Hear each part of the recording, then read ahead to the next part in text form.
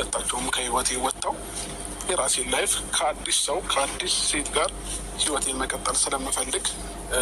ሰላም ጤና ይስጥልኝ። እንግዲህ የተከበራችሁ ቤተሰቦች እንዴት ናችሁ? ነው ያለው እግዚአብሔር ይመስገን። ቤተሰብ እንግዲህ አብርሽ ማለት ነው መግቢያው ላይ እንደሰማችሁት አብርሽን እንግዲህ ጠግቧል ነው የምንለው ወይስ ምንድን ነው የምንለው ማለት ነው።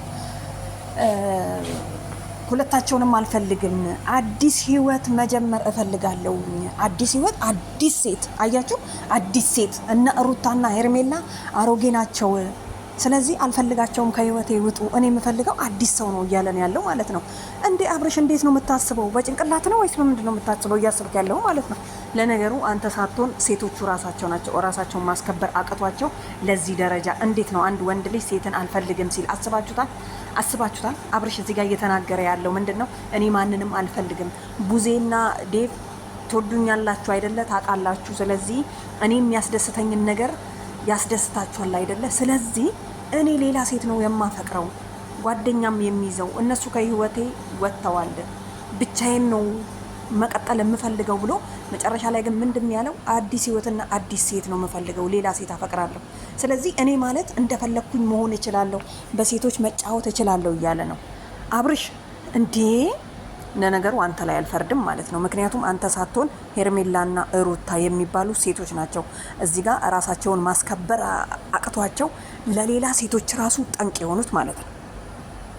እንዴት ነው ሴት ልጅ ወንድ ልጅ አልፈልግም ማለት ሲገባት፣ እንዴት ነው ወንድ ልጅ ሴትን አልፈልግም ብሎ ትቶ ሄዶ ሌላ ሴት? የትኛው መጽሐፍ ነው ይሄንን ያዘዘው ማለት ነው? ለማንኛውም ቤተሰብ ቡዜም ያለችውን ሰምታ እንግዲህ ቤተሰብ ማለት ነው። ቡዜ ምንድን ነው ያለችው?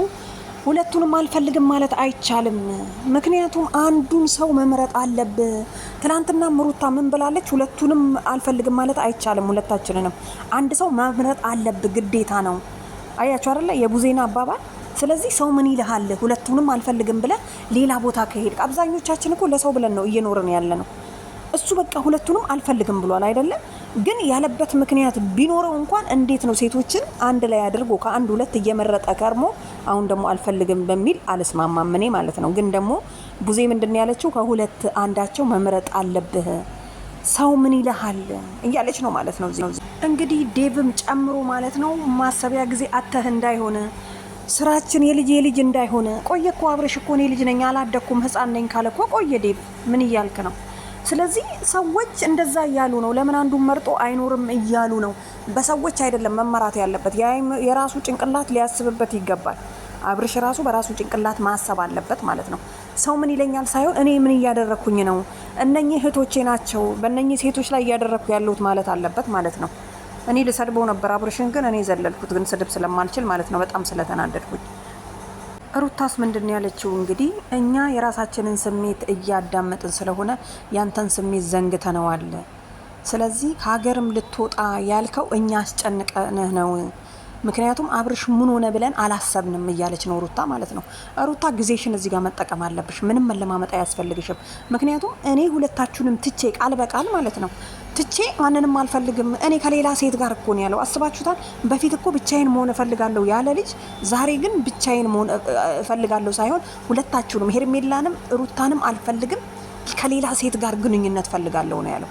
ሶስተኛ ሴት ማለት ነው።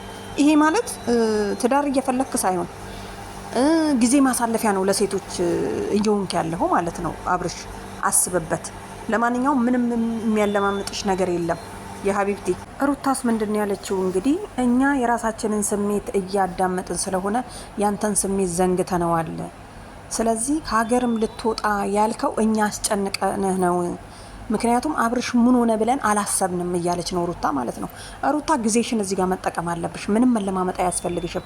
ምክንያቱም እኔ ሁለታችሁንም ትቼ ቃል በቃል ማለት ነው ትቼ ማንንም አልፈልግም፣ እኔ ከሌላ ሴት ጋር እኮ ነው ያለው። አስባችሁታል? በፊት እኮ ብቻዬን መሆን እፈልጋለሁ ያለ ልጅ ዛሬ ግን ብቻዬን መሆን እፈልጋለሁ ሳይሆን ሁለታችሁንም ሄርሜላንም ሩታንም አልፈልግም፣ ከሌላ ሴት ጋር ግንኙነት ፈልጋለሁ ነው ያለው። ሶስተኛ ሴት ማለት ነው።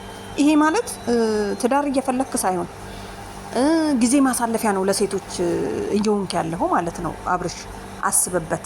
ለማንኛውም ምንም የሚያለማምጥሽ ነገር የለም የሀቢብቲ። እና ቤተሰብ ምን ለማለት ፈልጌ መሰላችሁ? እና አብርሽ እንግዲህ ያው አስመሳይ እንደሆኑ ታውቃላችሁ። እነ ይቅርታ አብርሽ ሳይሆን እነ ዴም ለማለት ፈልጌ ነው። እና ዴቭ በጣም አስመሳይ ነው። ቡዜ የተሻለ ላይ ትንሽ በግልጽ ለሄርሜላ መታገዘው። ለማንኛውም ሄርሜላ የቆረጠች መስሎ ነበረ። ሄርሜላ አልቆረጠችም። ምክንያቱም የምትፈልገውን ይወድኛል የሚለውን ምረጥ ማለት ነው። ይሄ ማለት የሚሆድህን ሩታ ትሆነኛለች፣ ሄርሜላ ትሆነኛለች በልና ምረጠን።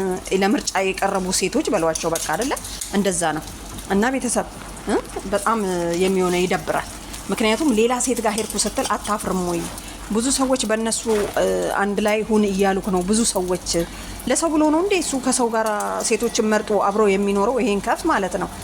ለማንኛውም አብርሽ መጨረሻህን ያሳምርልህ። ይሄ ማለት በሴቶች ህይወት እየተጫወተ እንደሆነ፣ ሴቶች በጣም እንደበዙ፣ ሴቶች በቃ የሆነ አንድ ለሁለት እንደሚባለው ነገር እኮ የተባለው ነገር ሆነ እንደሚባለው ነገር እያስባለ ነው ያለው ማለት ነው። እና ሩታና ሄርሜላ ግን በቃ ከህይወቱ ውጡለት። እሱ እንደፈለገ ይኑር፣ ከማንም ጋር መኖር ይችላል። ገባችሁ አይደለ? ስለዚህ ሴቶችን አታስንቁ ለማለት ፈልጋለሁ። ዛሬ ላይ የተሰራው ቪዲዮ የማንንም ትምህርት የሚሰጥ አንድ ነገር የለውም። ምክንያቱም ሴቶችን የሚያሰድብ